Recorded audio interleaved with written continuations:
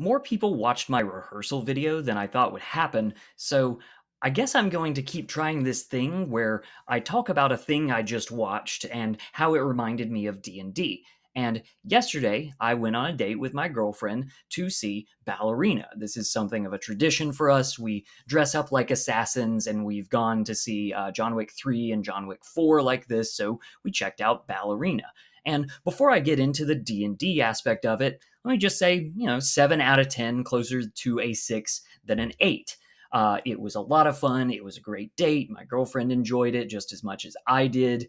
I do think that there were some nitpicky aspects of the script that could have been changed, but all in all, in trying to have more substance in the action movie, more of a plot going on, more players and more history. They gave up some of the style that I think actually defines the John Wick movies. Now, there were still plenty of great inspirational action scenes. You're going to get that if that's all you want. But for me, the film kind of fell short in introducing us to Eve, and that's why I want to talk about your D&D character. The pitch for Ana de Armas's character in the film, Eve, is actually a lot like a D&D character concept. We have an assassin who happens to be trained as a ballerina. Okay, great little start. We'll see what becomes of that. But in the film, there's almost no ballet. I will give credit to one thing, and that is that there was at least one scene where I didn't notice it, but my girlfriend pointed out after the fact, and she has actually done ballet as a youth, that Ana de Armas did a little ballet trick in the middle of the stunt work, and that is clearly intentional. I think that kind of subtlety is nice, and that's the kind of thing you can introduce to the action of your D&D game when you're describing your character and what they're doing on their turn, not just unarmed strike, flurry of blows. You get the point. Uh, Now, you can take that character concept into a very gimmicky direction, and I'm kind of glad that they didn't do that for this movie. It would have been excessive if every fight scene Ana de Armas was doing a pirouette while Techno Tchaikovsky was playing, for example. I think that would have made this movie into a meme, which, who knows, could have been good for it. But anyway, when I'm sure a lot of you that have played D&D have encountered characters like this. They're so into their gimmick that they cease to become anything else, and that's not what I want. But I think that the film could have leaned into the ballet aspect a little more. Give us one Techno Tchaikovsky song. You can do a lot of characterization with things like your backstory, your background, personality traits, ideals, bond, and flaws. But I think people forget that you can actually show off your character through their mechanics, through their build. For example, there's a ton of different ways to build John Wick out there. My favorite being the Gunk, the Gun Monk build. I think that the wisdom base and the focus on unarmed combat, combined with a little bit of weapon expertise when he does grab a hold of a gun, is very spot on. And you could do basically the exact same build for Eve.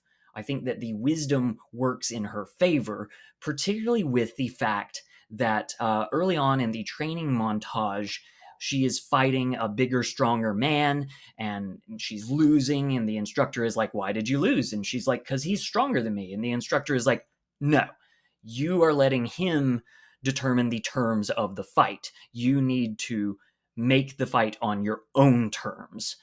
Fight like a girl." And with or without the fight like a girl line, the advice of put the fight on your own terms is very good and does go into the fight scenes with Eve later on. We see her improvise. We see her think outside the box with how to use grenades or a flamethrower, or basically anything she could get her hands on in order to win. That is something that you can express with various feats in D&D, but to combine that with the um, with the ballerina concept, I would actually encourage you to consider building Eve as a College of Dance bard. The 2024 College of Dance Bard kind of takes on this game design trope of making a multi-class idea into canon. So what that means is we've got clearly an unarmed fighting monk, and then the classic bard, and then the concept of, I want to be a dancer. I don't want to play a musical instrument. I don't want to be an eloquent speaker. I want to express myself on the battlefield through dance. This is something that has a lot of cultural examples, and I think it's a very cool idea. And they did a good job in the 2024 rulebook of making this class. Now, you can argue whether or not it's like optimized and if it will put out the same amount of damage that a monk or a straight bard could, but some people just don't want to optimize. They want to embody the concept. And I think that College of Dance Bard does that great. And I think this is a better way to build Eve. I said earlier that Eve as a character is very wisdom based, just like I believe John Wick is. So playing up the charisma is certainly a different direction. Eve in the movie is not very charismatic. She's not very defined. I mentioned after the movie that I wish she had a little more personality, to which my girlfriend fired back, well, does John Wick have very much personality? And touche. Those movies are kind of driven by Keanu Reeves' performance and the knowledge that he is Keanu Reeves. I don't think we would remember that series as fondly, or even if it would have gotten sequels, if it would have been any other actor playing that character. But Ana de Armas, as an actor, has really showed off her ability to be a charismatic and endearing character in something like Knives Out. As an action star, she had more fun and showed off some really cool things in 15 minutes in a James Bond movie than what she really got to do in John Wick or in Ballerina. Okay, maybe that's not entirely fair. Eve does kick serious ass in this movie, and it's a spectacle to behold. And I think that your College of Dance bard can do the same. Keep in mind that just because they can spend every turn kick fighting people while they're dancing and inspiring their allies, they don't have to. They can still pop off spells. They can still cast shatter, just like Eve can have a lot of fun with grenades in this movie. Probably my favorite scenes. My bottom line for Eve and for your D&D character is that if you have an engaging concept that you're attached to, follow through with it. Take it seriously, think of new ways that you can express that through mechanics and flavor so that you can create a well-rounded character that's beloved not just by you, but by other folks at the table. With all the D&D stuff out of the way, now I just want to talk about some little things that Ballerina could have done to become an 8 or 9 out of 10 for me rather than the 7. This is going to mean I'm going into spoilers, so there's your warning. Video over if all you cared about with the D&D stuff. Let's talk about this. So, everything with Eve's sister in the movie doesn't work at all. Cut that character and that screen time entirely, and instead put in these 3 scenes. Scene number 1. John Wick does show up in this movie. He shows up, and Eve comes out and is like, "You're the Baba Yaga. Everyone talks about you." Footage not shown. We should have had something before that, somewhere in the training montage, where one of the girls looks at her and is like, "Have you heard of the Baba Yaga? I heard he was trained in these same halls." Like, done. That's the only line you need, but this is just some basic show don't tell stuff.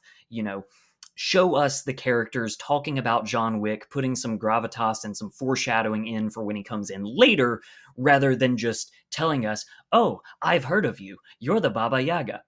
Okay, scene number 2. As I said, some of the most fun I had cheering at this movie was anytime Eve gets to play with a grenade. And that's great, no notes, except that during the training montage, the establishment, the backstory for our main character, I just wanted one scene where baby Eve looks at a grenade and says, "Ooh, can I play with that?" And we see the glee in her eyes as one of her instructors was like, "No, no, no, that's for later." And she's like, "Aw, come on, that would have just been fun." Scene number 3. There's a dog in this movie. The bad guy has a dog. He gets 1 minute of screen time. Beautiful.